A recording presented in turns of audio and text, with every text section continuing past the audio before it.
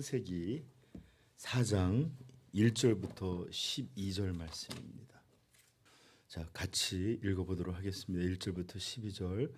아담이 그의 아내 하와와 동침하매 하와가 임신하여 가인을 낳고 이르되 내가 여호와로 말미암아 득남하였다 하니라. 그가 또 가인의 아우 아벨을 낳았는데 아벨은 양치는 자였고 가인은 농사하는 자였더라. 세월이 지난 후에 가인은 땅의 소산으로 제물을 삼아 여호와께 드렸고 아벨은 자기도 양의 첫 새끼와 그 기름으로 드렸더니 여호와께서 아벨과 그의 제물은 받으셨으나 가인과 그의 제물은 받지 아니하신지라. 가인이 몹시 분하여 안색이 변하니 여호와께서 가인에게 이르시되 내가 분하여 함은 어찌 됨이며 안색이 변함은 어찌 됨이냐. 내가 선을 행하면 어찌 낯을 들지 못하겠느냐. 행하지 아니하면 죄가 문에 엎드려 있느니라. 죄가 너를 원하나 너는 죄를 다스릴지니라. 가인이 그의 아우 아벨에게 말하고 그들이 들에 있을 때에 가인이 그의 아우 아벨을 쳐 죽이니라. 여호와께서 가인에게 이르시되 내 아우 아벨이 어디 있느냐. 그가 이르되 내가 알지 못하나이다. 내가 내 아우를 지키는 자이니까. 이르시되 내가 무엇을 하였느냐. 내 아우의 핏소리가 땅에서부터 내게 호소하느니라. 땅이 그 입을 벌려 내 손으로부터 내 아우의 피를 받았은즉 내가 땅에서 저주를 받을지니 내가 밭을 갈아도 땅이 다시는 그 효력을 내게 주지 아니할 것이요 너는 땅에서 피하며 유리하는 자가 되리라. 아멘. 여러분, 인생이라는 게 인생은 아름답다라는 영화도 있었지만 인생은 참으로 아름답고 행복하고 좋다기보다는 참으로 고통이 넘치고 어려움도 힘겨움도 참으로 많은 것이 인생입니다. 그리고 그 모양도 참으로 다양해요. 그리고 또 그런 고난들을 우리가 겪어 나갈 때 같은 것을 겪는다 할지라도 그것이 모두에게 동일하게 다가오는 것도 아닙니다. 어떤 이들에게는 같은 모양의 고난이라 할지라도 더 크고 고통스럽고 아프게 다가올 수도 있습니다. 우리 한번 가난이라는 고통을 한번 생각해 보십시다. 요즘 현대에 있어서 가난이라는 고통보다 더 큰 고통이 없는 것처럼 요즘 세상이 그렇게 변했는데 가난이라는 것도 생각해 보면 저 좀 보세요. 전부 눈을 맞춰서 원래부터 가난하던 사람이 있다고 생각해 보십시다. 그런 사람이 그 가난을 이어가는 것과 또는 너무 부유한 가정이었어요. 좋은 집에서 좋은 음식과 좋은 환경, 좋은 차 모든 것을 누리고 있다가 갑자기 그 집이 쫄딱 망해갖고 모든 것을 잃어버리고 그 가난하던 그 사람과 같은 똑같은 삶을 살게 됐다 생각해 보세요. 원래부터 가난했던 사람들은 물론 그거 쉽지가 않겠죠. 그러나 그 사람보다 부유했지만 갑자기 가난하게 된 사람은 똑같은 환경에서도 더욱 비참하게 생각될 것이고 어렵고 고통스럽고 이게 사는 게 아니다 느낄 정도로 그런 어려움을 느낄 것입니다. 여러분, 아담과 하와는 완벽한 환경, 낙원이라 불릴 정도의 에덴에서 이제 쫓겨나게 되었습니다. 우리 한번 여기 보시면 우리 3장에 보면 23절에 여호와 하나님이 에덴 동산에서 그를 내보내요. 쫓아낸 겁니다. 그의 근원이 된 땅을 갈게 하시니라. 이같이 하나님이 그 사람을 쫓아내시고 이렇게 말씀하셨죠. 그리고 다시는 에덴에 들어오지 못하게 하셨다라는 건데 아담과 하와는 이제 에덴이 아닌 새롭게 변화된 환경들, 그냥 땅이 아니라 죄로 인해서 이 자연환경 모든 것이 바뀐 거칠고 위협적인 모든 환경들, 그리고 일하는 대로 주어지는 게 아니라 땀을 몹시 흘려야 조금 얻게 되는 이런 환경 속에서 스스로의 힘으로 애쓰고 수고하고 땀 흘리고 울면서 그렇게 살아가야만 했습니다. 만약 태어날 때부터 그들의 자녀처럼 에덴 밖, 엄마 아빠는 왜 그렇게 맨날 옛날을 그리워하지? 가 아니라 가인과 아벨은 그곳에서 살았기 때문에 아마 힘들어도 힘든 게 조금 달랐을 건데, 태어날 때부터 만들어질 때부터 에덴에서 살았던 그 아담과 하와는 이제 새롭게 바뀌어버린 이 환경이 너무나 힘들고 사무치게 어렵고, 그렇게 고통 속에 살았을 것입니다. 이것은 단지 육체만 그런 게 아니라 그들은 하나님과 동산에서 교제를 나눴어요. 그러나 그들은 죄로 인해 거룩한 하나님과 끊겼어요. 아니, 스스로 반역했고 스스로 하나님과 같은 되려는 교만함으로 하나님을 제거했습니다.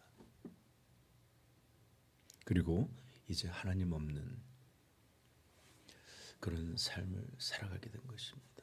우리 자녀들이 집에서 엄마 아빠하고 사는 게 너무 힘들어요. 어떤 때는.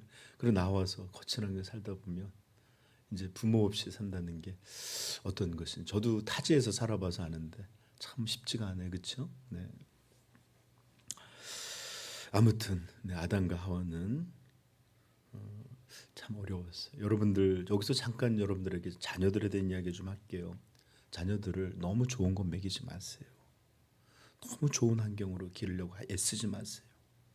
너무 좋고 편안하고 안락하고 어떤 걱정도 없는 그런 곳에서 아이를 키우지 않기를 바랍니다. 그러면 아이들은 스스로 어려움들을 극복하고 헤쳐나갈 힘을 갖지 못해요. 조금만 어려움이 와도 좌절하고 무너지게 될 것입니다. 여러분 한번 생각해 보세요. 화원에서 모든 환경과 따스함과 잘 갖춰진 물을, 이런 환경에서 크던 식물이 자연 환경의 바깥에 갖다 놓으면 어떻게 되겠어요? 생존할 수 없는, 생존하기는 너무 어려운 그런 식물들이 될 것이에요. 여러분, 연구 결과도 나왔습니다. 요즘 아이들이 왜 이렇게 아토피도 많고 감기도 잘 걸리고 왜 그런지 아느냐, 조사해 봤더니 마치 무균실에서 자라는 것처럼 너무 깨끗이 키운다는 거예요. 예전에 우리 다 알지만 흙도 이렇게 땅 따먹기도 했고 코도 빨아먹고 그냥 막 달려나가면 골목에서 막 뛰어다니기. 요즘 애들 그런 거 지저분해 막 이러고 커요. 너무 깨끗하게 키우다 보니까 이 균에 대한 면역력이 없어지니까 조금만 이 몸에 이런 게 와도 그렇게 아파지고 한다고 연구 결과가 나왔다네요. 그래서 아이들도 조금은 그냥 좀 흙에서도 놀게 하고, 이런 얘기하면 목사님 요즘 흙은 옛날 흙 옛날 흙과 다릅니다 할지 모르. 의미가 그런 거예요. 좀 아이들을 너무 깨끗하게만 하려고 하지 말고 좀 자연에서도 뒹굴고 할 수 있게 좀 하셔야 될 것 같아요. 그래서 지혜로운 부모는 자녀를 너무 보호하고 모든 걸 채워주고 원하는 것들을 맞춰주고 어려움 없이 키우기보다 오히려 결핍을 알게 하고 스스로 어려움을 배우게 하고 강한 자녀로 자라도록 이끄는 것입니다. 현실적이진 않지만 재벌가 아들들이 드라마에서 보면 그냥 말단 사원으로 나와서 갑자기 힘이 필요할 때 나 쟤 누구야 뭐 이런 식으로 나올 때 있잖아요. 그렇죠? 그런 것처럼 어렵게 자녀를 키우는 게 아이들을 위해서 좋습니다. 여러분, 심지어 사자도 자기 새끼를 구덩이에 밀어놓는다 하잖아요. 여러분, 그것은 또 특별히 말세를 준비하는 것 때문에 더 그렇습니다. 우리 시대는 말세가 되면 이 믿는다는 것 때문에 환난을 겪고 박해를 겪고 어려움 속에 들어가게 될 거예요. 그런데 어떤 사람들이 제일 먼저 배교하게 될 줄 압니까? 결핍, 어려움, 작은 고통도 너무나 크게 어렵게 느끼는 사람들은 이러고서 이러면서 이런 어려움들을 이기지 못하고 하나님 없는 것처럼 하나님을 외면하는 것으로 돌아가게 될 것입니다. 그러므로 자녀를 사랑하신다면 조금 강하게 키울 수 있기를 축복합니다. 어려움도 알게 하고 결핍도 겪게 하고 세상도 내 마음대로 안 된다는 것을 어렸을 때부터 몸소 배우자. 자, 이렇게 아담과 하와는 바뀌어버린 환경으로 인해서 고통과 어려움, 눈물 나는 일들을 겪었습니다. 이럴 때 그들의 마음속에 얼마나 자신들의 죄를 후회하고 후회했을까요? 왜 우리가 그랬을까? 왜 하나님 말씀 아닌 뱀의 말을 들었을까? 왜 그렇게 주었던 하나님을 그렇게 쉽게 떠나고 버렸을까? 그리고 또 그들이 얼마나 힘들 때마다 그 좋았던 에덴을 얼마나 꿈꿨겠어요. 사시사철 먹음이 넘쳐나고 언제나 하나님과 교제하고 완벽한 삶이 있었던 그것들을 아마 아담과 하와처럼 평생을 에덴을 그리워하며 살았던 사람은 없었을 거예요. 이런 그들의 마음을 목사님 짐작한 거 아니에요? 아니에요. 그들의 마음을 알 수 있는 이것이 바로 그들의 아들의 이름을 통해서 우리는 알게 돼요. 이 아들, 첫 번째 아들의 이름은 아담과 하와, 이 부부가 부부의 희망을 가득 담아내는 그런 이름이었어요. 그 이름의 뜻이 뭔지 압니까? 얻다, 소유하다, 가지게 됐다, 이런 뜻이에요. 즉 이 부부가 얼마나 이것을 기뻐했는지, 이 아이가 태어난 걸 기뻐했는지, 얻었다. 여러분, 이것은 출산을 못하는 이가 드디어 자식을 얻었다는 게 아니라 조금 다른 의미 같아요. 이 얼마나 이것을 일찍 가지게 되었다라는 이런 것들이 기쁨이, 희망이, 환희가 느껴집니다. 아마 이 부부는 이 태어난 아이가 하나님이 말씀해 주셨던 여자의 후손이 죄의 원흉이었던 뱀의 머리를 부술 것이다. 그리고 나면은 다시 이 잃어버렸던 낙원을 하나님이 회복시켜 주시고 받아주실 것이다. 이 죄악이 깨져버렸기에 이제는 받아주실 거다. 이런 희망을 가지고 아이가 태어났을 때 얻었다. 이제 가지게 되었다. 이런 희망의 이름을 가지게 됐는데, 여러분 보십시오. 여기 보시면 그의 아내 하와 동침함, 하와가 임신하여 가인을 낳고 이르되 뭐라고 그랬습니까? 그냥 애를 낳았다는 게, 내가 여호와로 말미암아 여호와의 도우심으로, 여기에 말 속에는 그분이 말씀하셨던 그 아이를 내가 얻었구나, 이렇게 생각했다는 거예요. 여러분, 그러나 이들의 희망과 환희는 역으로 얼마나 이들이 고통받고 있었고 다시 돌아가기를 소망하고 있었는지를 보여주는 그런 사인, 그런 마음이었던 것을 알게 됩니다. 자, 그런데 이 희망, 이 환희, 이 기쁨, 이것들을 담았던 첫 번째 아들은 그의 인생이 어떤 결과가 되었죠? 여자의 후손으로 뱀의 머리를 받고 이 죄악이 이제 끊겨져서 돌아가게 됐다기보다는 인류 최초의 살인자가 되었습니다. 환희는 가장 무서운 절망으로 바뀌었어요. 그것도 누굽니까? 자기의 친동생을 살해한 친족 살인자. 여러분 잘 들으세요. 이것이 바로 인간 희망의 종착역입니다.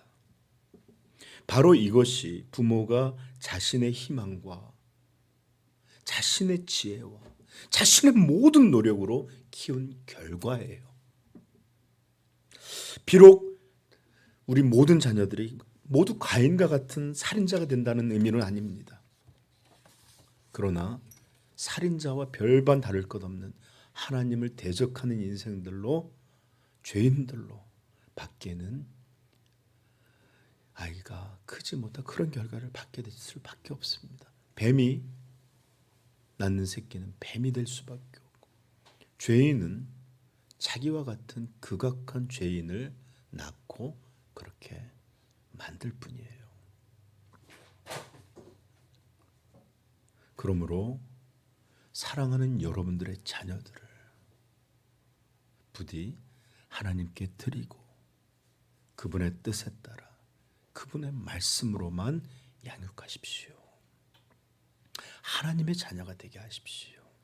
이것이 오늘날 우리 자녀를 가인과 같은 인생, 가인과 같은 종말로 만들지 않는 유일한 길입니다.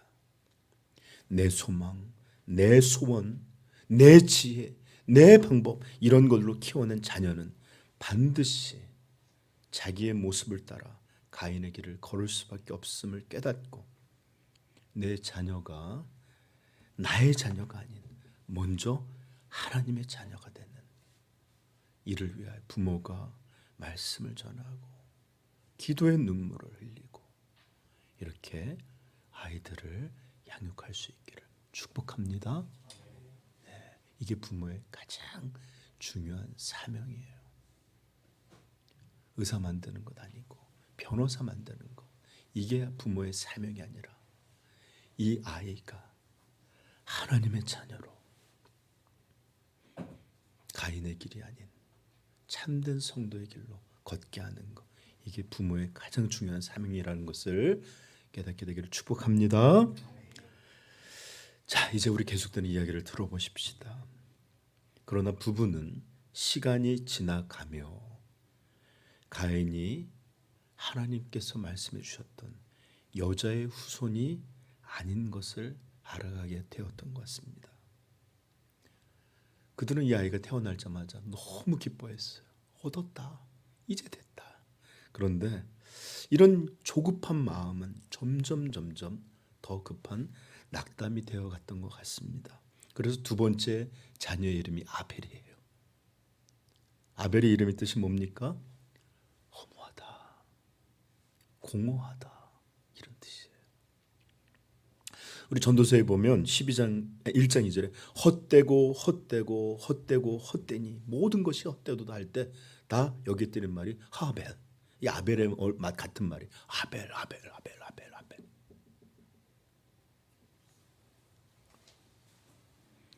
그러니 그들의 희망이 얼마나 공허해지고 허무해졌는지 아이 이름을 이렇게 줘버렸어요. 좀 전에 말씀드렸던 희망은 사그러들었고 삶은 여전히 괴롭고 의미를 찾지 못한 허무함이 계속되므로 아이의 이름이 그렇게 반영된 것 같습니다. 그리고 또 어떤 학자들은 그래요. 허무하게 죽어서 사라질 운명인 아벨의 인생을 예언자적 의미로 지은 것이다 라고 말하기도 해요. 근데 여러분, 아벨은 허무라는 이름을 갖고 있지만 절대로 허무한 사람 아님을 제가 다음 시간에 들려드릴게요. 허무한 인생은 아니었습니다. 어쨌든 이 아이들은 이제 자라가면서 스스로 부모에게 독립해서 직업을 가졌던 것 같아요. 여러분, 우리 아무리 부모를 사랑하고 아무리 자녀를 사랑해도 자녀들이 독립하는 게 필요해요. 자, 그래서 가인은 뭐 하는 사람이 되었죠? 이게 순서가 참 재밌어요. 가인, 아벨 하면 그 다음에는 아벨, 가인, 그다음 가인 나왔으면 그 후에는 가인, 아벨, 이런 순서로 이게 히브리식의 어떤 표현법인데 어쨌든 저는 가인, 아벨 순서로 많이 할 거예요. 자, 가인은 뭐 하는 사람이었습니까? 농부였어요. 뭐라고 되어 있죠 여기? 아벨부터 나오는데 가인은 2장 후반부에 농사하는 자였더라.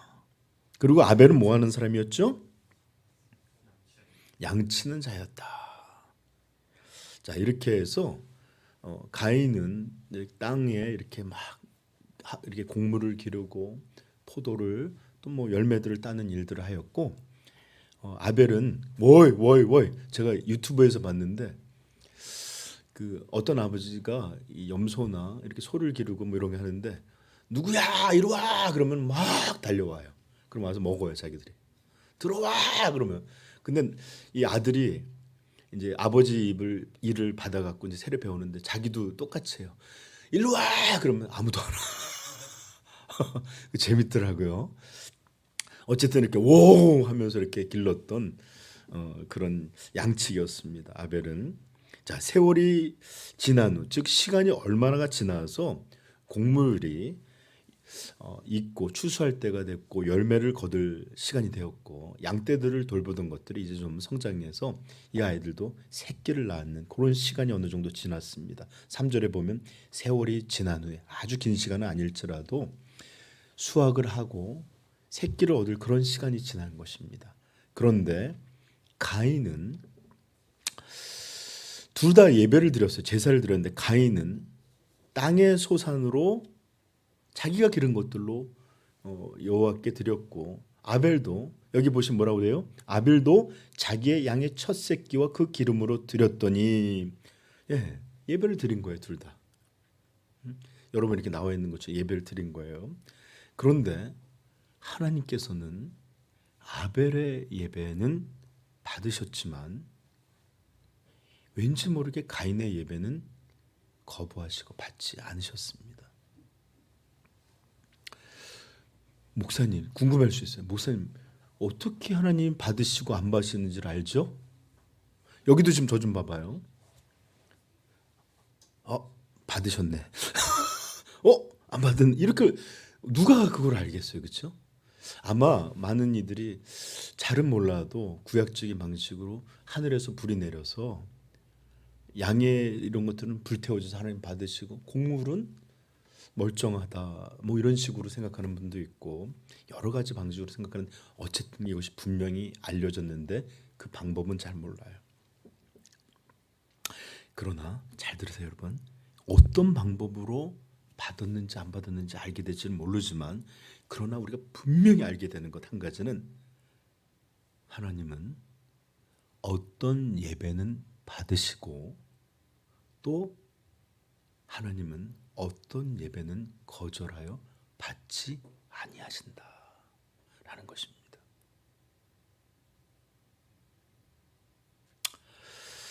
여러분 주일 성수란 말 들어보셨어요? 주일 성수.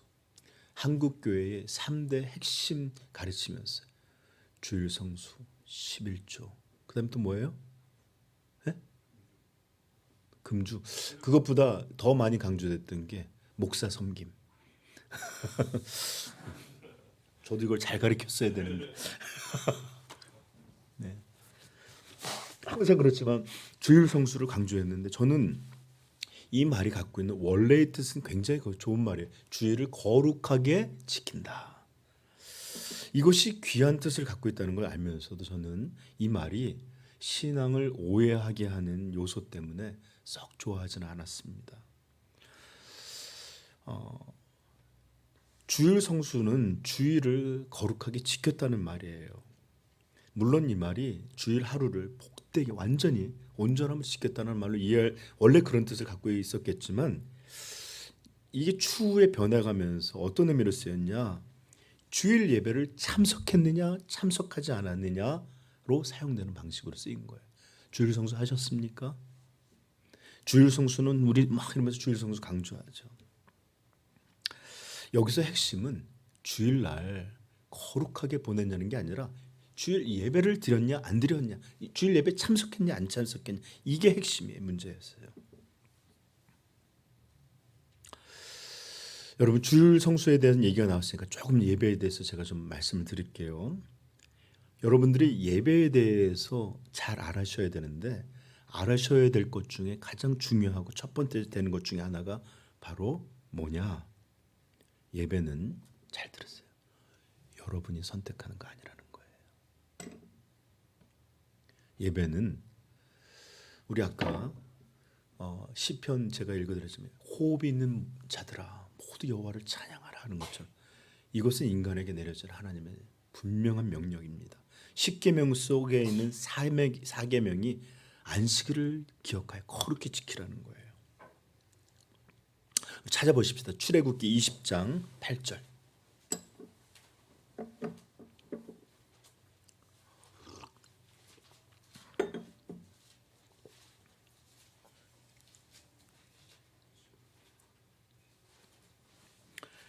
(20장) 8절부터 11절까지 우리 같이 한번 읽도록 하겠습니다. 다 찾았어요? 네, 읽도록 합시다. 안식일을 기억하여 거룩하게 지키라. 엿새 동안은 힘써 내 모든 일을 행할 것이나 일곱째 날은 내 하나님 여호와의 안식일인즉 너나 내 아들이나 내 딸이나 내 남종이나 내 여종이나 내 가축이나 내 문 안에 머무는 객이라도 아무 일도 하지 말라. 이는 엿새 동안에 나 여호와가 하늘과 땅과 바다와 그 가운데 모든 것을 만들고 일곱째 날에 쉬었음이라. 그러므로 나 여호와가 안식일을 복되게 하여 그날을 거룩하게 하였느니라. 아멘. 여러분, 신약교회, 우리도 신약교회에 속하는데 신약교회는 더 이상 안식일을 지키지 않고 예수 그리스도께서 부활하신 날을 기념으로, 새로운 창조를 기념으로 이렇게 하나님 앞에 예배를 드리고 있습니다. 그러나 분명한 것은 하나님 앞에 나와 예배하는 것은 십계명에서도 나온 바꿀 수 없는 철저한 명령입니다. 구약의 이스라엘 사람들에게 이 십계명을 어긋나를 하면 다 형벌이 뭐였냐면 죽음이었어요. 죽음. 얼마나 엄하냐면 주일날 이렇게 일을 하든지 다른 일 하면 불러다가 모든 회중이 돌로 쳐 죽였어야 돼요. 하나님의 법을 어긴 것에 대하여. 여러분, 그러므로 저는 여러분이 여러분의 평생에 하나님 앞에 드려지는 예배에 철저하게 지켜지고 함부로 내 상황, 내 기분, 내 모습과 맞춰서 그렇게 하지 않기를 강력히 권면합니다. 정말로 하나님 앞에 드리는 예배는 하나님이 우리에게 주신 가장 중요한 기본적인 명령 중에 하나예요. 제가 뭐 잘난 건 아니지만 암에 걸려서 병원에 간 적이 있는데 주일이 꼈어요. 수술한 이틀 지났나. 그리고 휠체어를 타고서 서울대 그 예배실을 찾아갔더니 있더라고요. 막 저보다 더 심한 분도 있어. 어떤 어머니는 애가 한 10개 정도의 링고를 갖고 온 것 같아. 그걸 밀고서 예배드리러 왔더라고요. 여러분, 우리 서희야 잘 들어. 평생에 나는 정말로 하나님 앞에 드리는 예배 반드시 놓치지 않을 거야. 이러길 바래. 이게 너의 복이에요. 의무라기보다는 복이에요. 우리 성경 공부에 대해서 봤잖아요. 주일날 빠지고 이런 것들에 대해서 교회는 반드시 징계하고 하도록 해야만 건강한 교회, 바른 교회가 될 수 있다라고 배웠잖아요. 그렇죠? 그래서 여러분들, 저는 여러분들에게 분명히 권면드려요. 우리가 하나님 앞에 예배드리는 것은 내 선택의 영역에 있는 게 아니에요. 하나님의 명령 안에 우리에게 주어진 가장 귀한 복이다라는 것을 믿으시길 바랍니다. 그러나 여러분 잘 들으세요. 이게 좀 듣기는 어려울지만, 그러나 이렇게 우리 진짜 성도라면 이렇게 주일 예배를 빠지지 않고 지켰다라는 것에만 머문다면 우리는 좋은 그리스도인 아니에요. 진짜 그리스도인 아니에요. 비록 좋은 종교인은 될 수 있을지언정 참된 그리스도인, 참된 하나님의 사람으로 여길 수는 없습니다. 그래, 우리는 더 이상 내가 예배에 참석했냐 참석하지 않았냐 이것은 벌써 넘어가서 반드시 우리는 하나님 앞에 드려야 될 걸 알고 있어요. 그러나 더 나아가서 오늘 본문의 내용에 보여주듯이 우리 그리스도인들은 우리의 예배가, 나의 예배가 하나님이 받으셨을까? 또는 나의 예배가 하나님 받으시지 않을 만한 그런 예배였을까를 살피고 두려워하고 이것을 헤아리는 이런 일까지 나아가는 게 우리 그리스도인입니다. 제가 주일 성수란 말을 그렇게 좋은 귀한 것인 썩 좋아하지 않는 것이 바로 이런 거예요.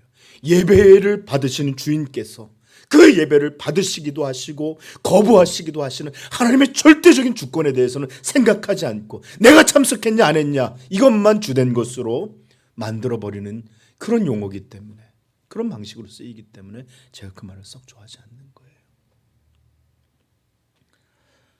여러분, 우리가 예배를 참석하면 하나님은 무조건 받으셔야만 합니까? 내가 참석하기만 하면 무조건 하나님은 인정해주고 만족해 주셔야 하는 그런 무슨 기계적이고 뭐 구걸하고 계신 하나님이십니까? 예배가 나와줬구나. 마치 홀로 떨어져 사는 부모가 애들 한 번만 와주면 고마워 이런 것처럼 그런 예배자, 그런 예배의 주인이십니까? 오래전에 있었던 일화 하나를 소개해 드릴게요. 제가 아시는 어떤 분이 지금 유명하게 된 사람하고 한번 이렇게 손을 이렇게 소개팅을 받은 적이 있었나 봐요. 그러면서 그분이 그러더라고요. 내가 이분한테 연락만 했으면 연인 관계가 됐든지 뭐 지금 뭐 이런 사이가 돼 있을 거다. 그래서 제가 웃으면서 농담을 좀 했는데, 아니 뭐 그렇게 하시기만 하면 그분은 선택권이 없대요. 무조건 뭐 당신을 좋아하고 당신에게 이렇게 따를 수밖에 없나요? 농담으로 그랬더니 그런가? 뭐를 얘기를 하던데 전혀 생각하지 않고 있었던 거예요. 여러분, 사람도 분명하게 자기 선택권이 있어요. 뭐 예를 들어서 아무리 뭐 유명한 사람이 와서 한다고 내가 싫으면 아닐 수도 있잖아요. 그렇죠?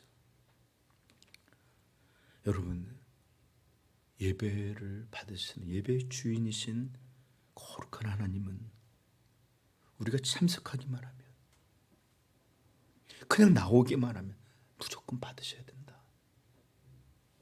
이것은 하나님을 모욕하는 일이고 성경이 들려주시는 절대적 주권을 가지고 계신 그런 하나님의 모습이 아닙니다. 오늘도 분명히 보셨지만 그분은 예배 드렸다는 걸로 끝나지 않아요. 받으시기도 하시고 어떤 예배는 거부하기도 하시는 절대적인 주권을 가지고 껍데기가 아니라 우리의 심령, 그 마음을 살피시는 하나님이십니다.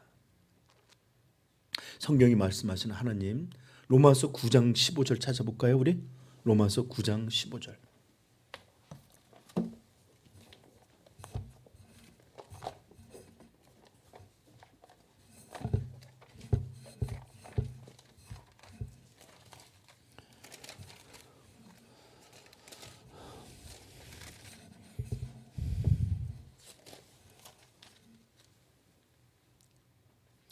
자, 우리 한번 같이 15절, 16절 읽겠습니다. 시작.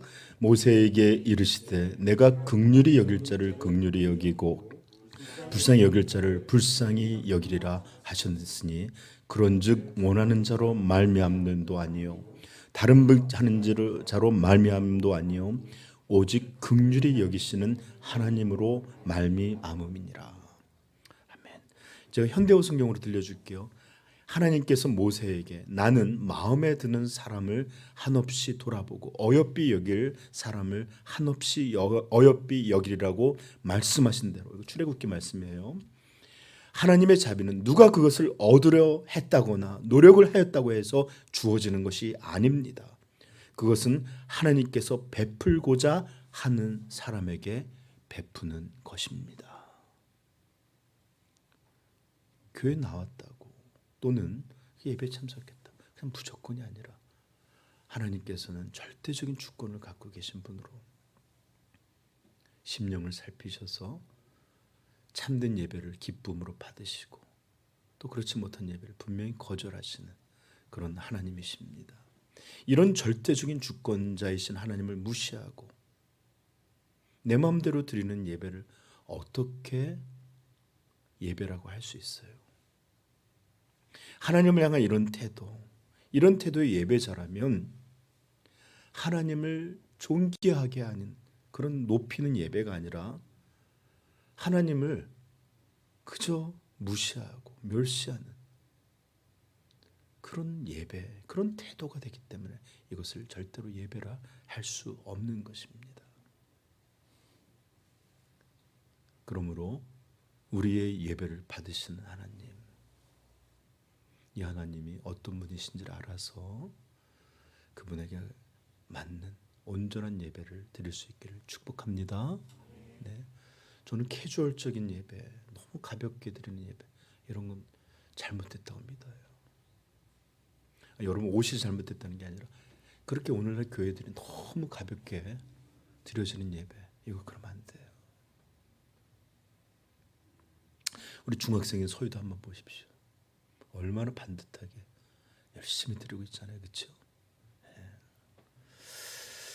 자, 그러므로 우리 성도들은 우리 하나님 기뻐하시는 받으실 만한 예배를 드리기를 위해서 최선을 다하고 자기를 살피고 이렇게 드려주기를 축복합니다. 또한 어떤 예배를 받으시고 또 어떤 예배를 받으시는지 않는지 우리가 살펴야 되겠죠. 네? 예배는 나중에 여러분 말씀드리겠지만 인생이 걸린 중대한 문제예요. 그러므로 어떤 예배를 받으시고 어떤 예배를 받지 아니하시나 살펴야 돼요. 예수님이 요한복음 4장에 보면 참된 예배는 어떻게 드려지는지를 제가 읽어드릴게요. 예수님 말씀하십니다. 아버지께 참되게 예배하는 자들은 영과 진리로 예배할 때가 오나니 곧 이때라. 아버지께서는 자기에게 이렇게 예배하는 자들을 찾으시느니라. 하나님은 영이시니 예배하는 자가 영과 진리로 예배할지니라. 아멘. 신약에서 예수님은 어떻게 예배드리는 예배, 하나님은 어떤 예배를 받으시는지 찾으시는지를 분명하게 들려주셨어요. 그러나 아직 예수님 단계에 오기 전까지 구약의 많은 이야기들은 예표로, 그림자로, 예시로 또는 어떤 조각의 큰 퍼즐의 어떤 부분들로 우리에게 들려주고 있습니다. 그리고 이런 것들이 하나로 종합되어질 때 우리는 어떤 예배가 바른 예배고 어떤 예배가 받지 않으시는 예배인지를 선명하게 알게 될 거예요. 자, 오늘 우리가 읽은 내용도 어떤 예배를 하나님 받으시고 어떤 예배를 받지 아니하시는지에 대한 내용이 담겨 있어요. 그래서 여러분들 이것들을 들으시면서 받으시는 예배로 나아가기를 축복합니다. 자, 첫째, 왜 가인의 예배는 하나님 받지 않으시고 왜 아벨의 예배는 받으셨을까? 왜일까요, 서희야?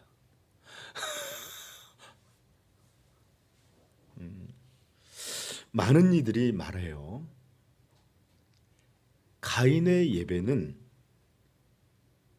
피 있는 예배가 아니라 그냥 곡물이었기에 받지 않으셨다. 반대로 아벨의 제사는 양의 것을 드렸기 때문에 피 있는 제사를 드렸기 때문에 하나님 받으신 것이다. 즉 이 받고 받으시지 않는 문제는 재물의 문제로 여긴 겁니다. 그러나 여러분 이것은 조금 생각해 봐야 될 것인데 히브리서 9장의 말씀을 먼저 읽어드릴게요. 모세가 율법대로 그들이 주장하는 내용은 이런 겁니다. 모세가 율법대로 모든 계명을 온 백성에게 말한 후에 송아지와 염소의 피 및 물과 붉은 양털과 우슬초를 취하여 그 두루마리와 온 백성에게 뿌리며 이르되 이는 하나님이 너희에게 명하신 언약의 피라 하고 또한 이와 같이 피를 장막과 섬기는 일에 쓰는 모든 그릇에 뿌렸느니라. 율법을 따라 거의 모든 물건이 피로써 정결하게 되나니 피 흘림이 없은즉 사함도 없느니라. 이렇게 구약의 피 흘림은 우리 주 예수 그리스도께서 십자가에 우리를 대신하여 죽으신 이 죽음을 예표하는 것이었어요. 이런 피 있는 이 피, 예수님을 상징하는 이런 피로 드려진 예배가 아니기에 하나님은 이 제물, 이 예배를 받지 않으셨다라고 어떤 이들은 주장해요. 그러나 구약에서도 우리 레위기 한번 찾아볼까요? 창세기, 출애굽기, 레위기 세 번째 책입니다.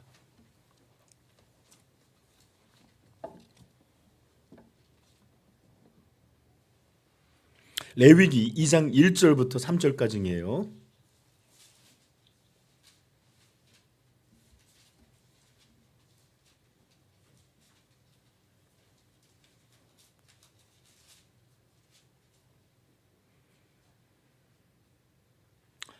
읽어보겠습니다. 누구든지 소재의 예물을 여호와께 드리려거든 고운 가루로 예물을 삼아 그 위에 기름을 붓고 또 그 위에 유황을 놓아 아론의 자손 제사장들에게 가져갈 것이요 제사장은 그 고운 가루 한 움큼과 기름과 그 모든 유황을 가져다가 기념물로 제단 위에서 불사를 쓰니 이는 화제라 여호와께 향기로운 냄새니라. 그 소재물의 남은 것은 아론과 그의 자손에게 돌릴지니 이는 여호와의 화제물 중에 지극히 거룩한 것이니라. 아멘. 보세요. 곡물로 땅의 소산인 기름으로 이렇게 제사가 드려지고 예배가 드려질 수 있었어요. 그러므로 단지 이것이 피가 없는 예배였기 때문에 제사였기 때문에 받지 않으셨다라는 것은 조금 거리가 있는 해석일 것 같아요. 물론 여러분 잘 들으세요. 이거 잘 들어야 돼요. 하나님께서 율법을 주시고 이 그림자와 예표와 같은 것들이 진짜 실체로 나타나신 예수 그리스도의 십자가 대속이 선명하게 들려진 신약 교회의 우리에게는 이제는 모든 예배가 반드시 예수 그리스도의 피가 있는 그분의 십자가를 의지하는 그분의 공로를 의지하는 것으로 드려져야만 합니다. 아멘. 이것 없이 하나님 절대 받지 않으세요. 그러나 이것이 없었던 전 시대에는 하나님께서 여러 가지 다른 방식으로, 왜냐하면 그림자니까 아직 오시지 않으셨으니까, 지금 가인과 아벨 시대에는 이런 말씀이 선명하게 주어진 것도 아니고 본문에서도 그런 명령이 있는 것을 가인이 거부했다라는 암시도 없어요. 그저 농사꾼이었기에 땅의 소산으로, 또 양치는 자였기 때문에 양의 것으로 제사를 드렸는데 단지 제물이 다른 것이었기 때문에 하나님이 받지 않으셨다라고 보는 것은 좀 맞지 않는 그런 것이라 생각됩니다. 자, 그렇다면 이제 물어볼게요. 그렇다면 왜 어떤 것은 받으시고 어떤 것은 받지 않으실까?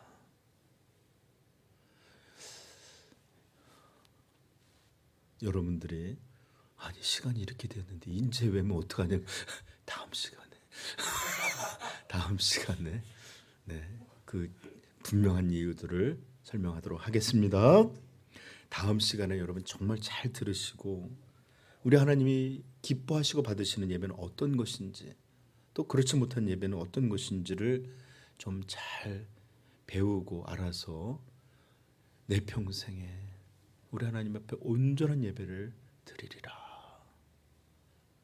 하나님께 받아지는 예배를 드리리라, 이렇게 알고 결심할 수 있기를 축복합니다. 자, 우리 기도하십시다.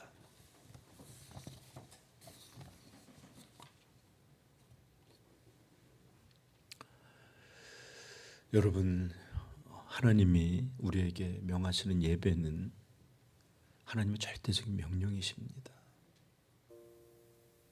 그러므로 내가 그리스도인이다, 하나님의 사람이다 생각하는 사람에게 이것은 피할 수 없는 절대적인 것이에요. 그리고 이것은 의무이자 동시에 영광이에요. 우리에게 너는 밥을 먹어야 한다, 너는 물을 마셔야 한다, 이게 의무일 수 없잖아요. 그러므로 우리가 이런 것들을 기억할 수 있었으면 좋겠고, 예배드리는 분을 향하여 우리가 어떤 태도로 예배를 드리는지 생각해 보십시다. 그냥 내가 드리기만 하면 되나요? 정말 예배를 받으시는 분이 불꽃 같은 눈으로 우리의 마음을 살피시고 계신다면 나의 예배는 하나님이 받으실 만한 그런 예배인가요? 자, 오늘 말씀을 기억하면서 주여 하나님께 온전한 예배로 드려지기를 소망합니다. 부족하지만 나의 예배를 예수 그리스도의 공로 안에서 받아주시기를 소망합니다.